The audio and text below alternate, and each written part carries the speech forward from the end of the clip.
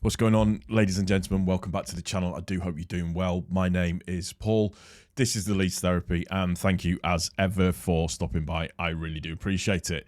Before we get into the video, if you haven't done so already, if you could hit that subscribe button for me, if you could like the video for me as well, comments that you want to make, please feel free, put them in the comment section down below, and if you could share the video also as well. So yeah, hopefully you're all okay. Let's talk about the first thing first. Summerville is now confirmed, but the talking point is the tweet from Leeds United saying that West Ham activated a clause in his contract, and everybody is doing their absolute nut about the fact that there is another clause that has been sort of activated in some way, or there's something there that we don't know anything about, and it's a weird one because at the end of the day, we don't know what that clause is. Is the clause that we could, that we would open negotiations with another club if they offered 25 million? Was the clause that if Summerville wanted to leave to a club and he liked the project, that he would be allowed to leave should our minimum valuation be met?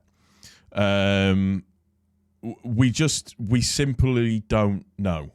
By all accounts, and again, this is speculation, and this is no shade on Summerville at all, he has pushed for this move to go through. Once he spoke to the new West Ham manager, he really liked the project, liked the ideas, and he was really looking forward to joining. So he has pushed for this move to go through. I have no ill feeling towards him at all. He wants to test himself at the higher level. He has the ego to want to do that.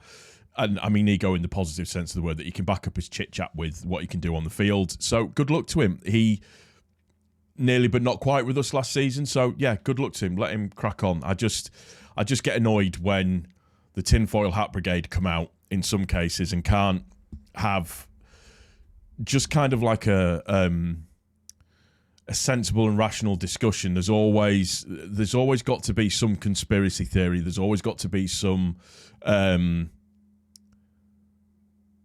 thing going on in the background, the asset stripping thing, all of this, that, and the other. But you know, he had a clause in his contract. We don't know what that means, and I don't think we'll ever know what that means. We'll never know how much he was actually sold for. We'll never know how much the add-ons are. Everything that we've been told, whilst it appears to be logical, is absolute speculation. And it is, at the end of the day. It just is. And we just need to get over that fact. We are a championship club. It is where we are.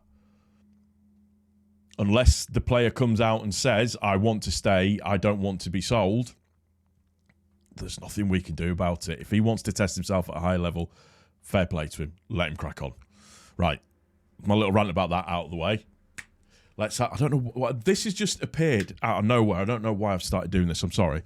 I'll have a little drink first.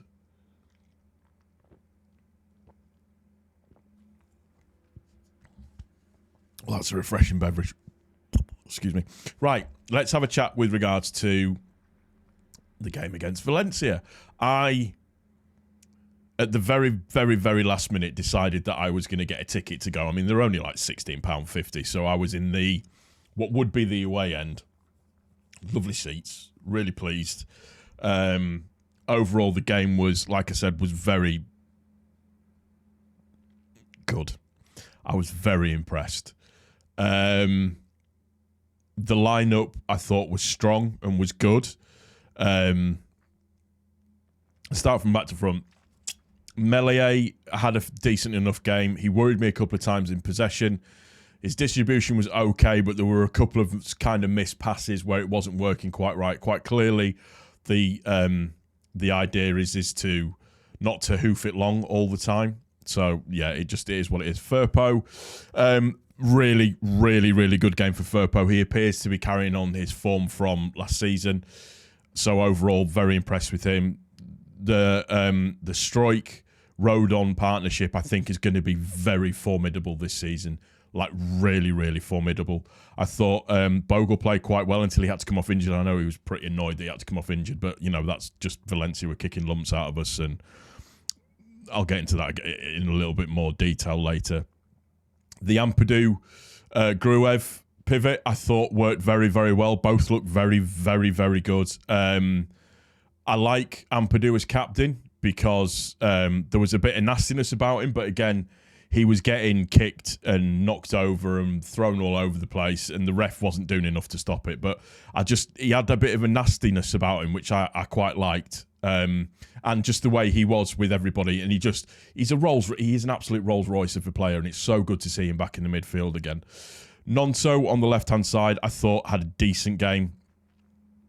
Obviously, until his substitution. I thought him and Firpo and Joseph actually linked up really, really well throughout the game, throughout the bits that they played, and with Georgie as well. On the right-hand side, Dan James, again, he played very, very well. You forget how quick he is. And I was saying to the guy sat next to me, for such a short player, he has an incredibly long stride, which explains how he can get onto the balls and stuff. Just the run into the flanks was very, very good. Excuse me, I was very impressed with it. Overall, worked really, really well. Rutter, he is the one person that I don't want to see leave this team, 100%. He is the little bit of sparkle, the little bit of spice, the little bit of je ne sais quoi within that team, 100%. The stuff he was doing, he was in I'm going to take the piss mood from minute one, and it was I'm going to do it with a smile, and you're going to love me for it. There were moments where I was sat in the first half where he's got the ball and you think, how is he supposed to get out of there? And he just does. The little 1-2 step. Brilliant. Just absolutely brilliant. And Matteo Joseph, I thought very, very, very sharp. But he's been sharp throughout all of pre-season. The things that he does well, he closes down very, very well. His intelligence in terms of how to make runs and move in the space is very, very good. His finish was brilliant. The little drag back and finish whilst being under a lot of pressure was very, very good. And then we're going to have a chat about Rutter's goal as well, but the little build-up into that to Matteo's goal was great. The interplay between Firpo and Rutter, and then from Rutter plays the ball to Matteo Joseph, and then Joseph, does the drag back and spins and shoots and scores. Lovely, lovely goal. Rutter, it was kind of like a ping-pong manoeuvre. We kind of won the ball deep, played it forward, and then the ball kind of lost possession of it, but then Rutter won possession of it and then was just charging, just absolutely charging. And he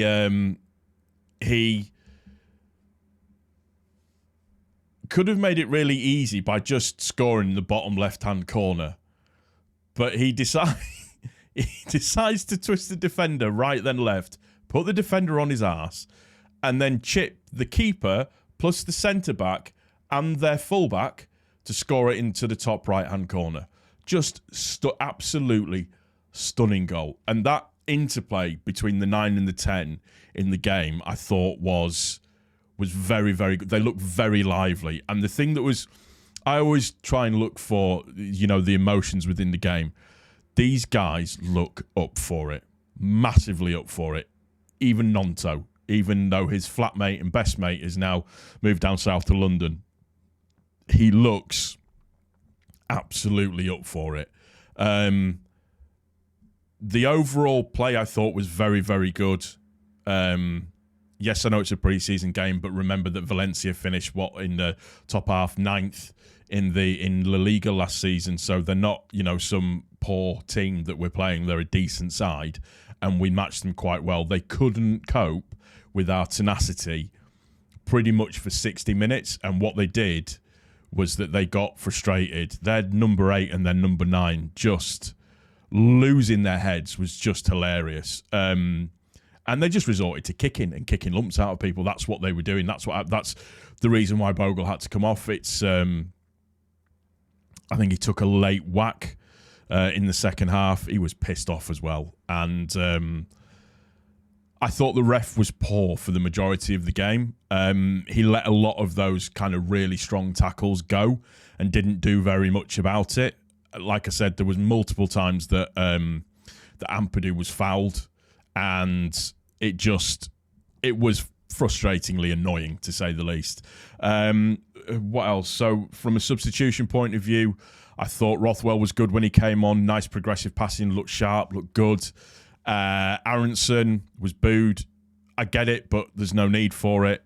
Woba was massively booed and was called a wanker when he came on by the south stand. Again, I get it and I understand, but there's no need for it. He's here until he isn't. Then he's here and he's a player. Byron was good as a cover replacement for Bogle. Just overall, very, very happy and very, very pleased. What was also really nice as well was to see the type of reception that Bamford was getting. A lot of people shouting and singing his name, which was really good to see. And just overall, a very, very good performance. I mean, a bit dodgy to let the goal in the end, but it got very fractured because of the amount of substitutions that have been made. And it's very difficult for the team to perform in a particular way or try and keep to thing when you make that many substitutions. But like I said, overall, a very, very good game.